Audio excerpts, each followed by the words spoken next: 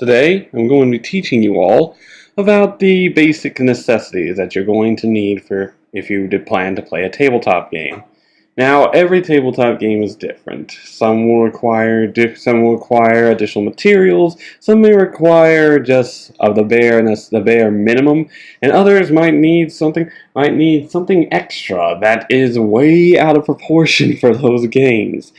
But still, these are going to be the basic things that you will need for any type of tabletop RPG.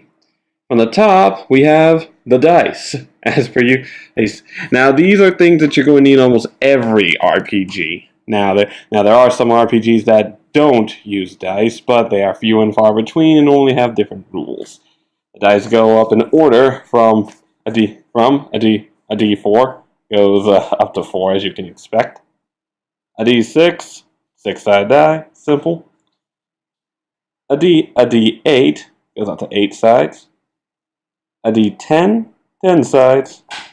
D12, D20, and then this here percentile die. Now this is normally called a D100, but that's only when it's rolled in conjunction with the D10. When they're rolled in conjunction like this, then they are considered a D100. Otherwise, this is just percentile die. Now, most games will mostly use a D20, D6, or a D10, as those are the ones that, many games seem to favor. However, there are others that will use D100s and otherwise. Whether higher numbers or lower numbers is better depends on the game, and your GM, and whether they're in a good mood that day. After them, you're going to need this baby right here. This baby is called a character sheet. This basically has everything everything that's about your character. Up here, you have your basic things like the character's name, their class/level, background, your name, their experience points, and other miscellaneous things about them. Basically, the base stuff. Then over here, you've got their skills and attributes. Their attributes are strength, dexterity, intelligence, constitution, etc. These are basic stats that represent, general things about your character, like how smart they are, how quick they are, etc., etc.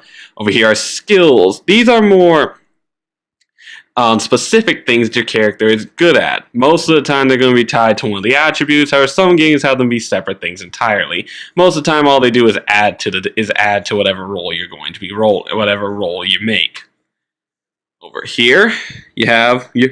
Now, over here are things called armor. Now, I'm using the D&D 5e edition character sheet, so keep in mind this isn't indicative of all character sheets.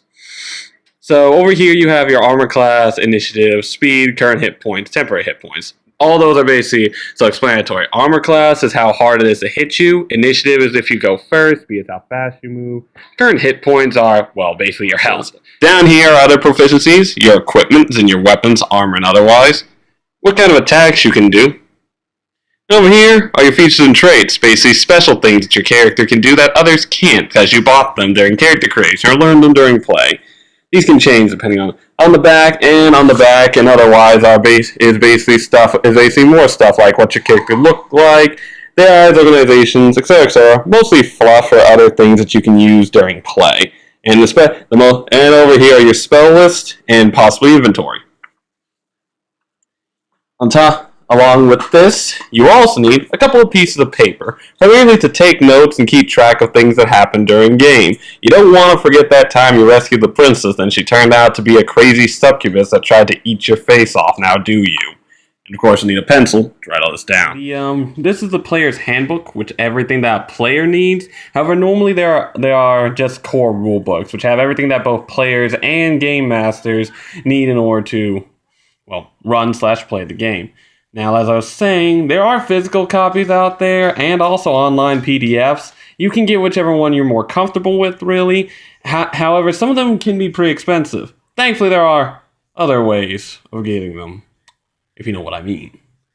And, that's about it. That's everything that you're going to need in order to play a tabletop game. Now, how exactly do you play a tabletop game? Many of you are probably asking. Well, that's simple, really. Essentially, your GM says stuff happens, and then you roll or do something to respond to it. That's about it. Things can change depending on the situation, depending on what you have on your character sheet, but most of the time it's just conflict resolution. Conflict resolution. Or just a question and a response, like a conversation. For example, let's say that I'm playing a game and I'm fighting a dragon. A dragon. The DM tells me to attack the dragon. So what I do is I take this d20 and I roll it like so.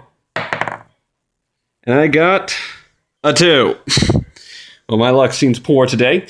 That means that I probably failed to hit the dragon. Then the DM does the same, grabbing a d20 and rolling for the dragon. And that's an 18. Dragon probably hit me. Hit me. Now he rolls one of these dice, depending on how much damage the dragon does, he rolls that. Let's say it does d10 damage. I don't know where the dice. Here it is.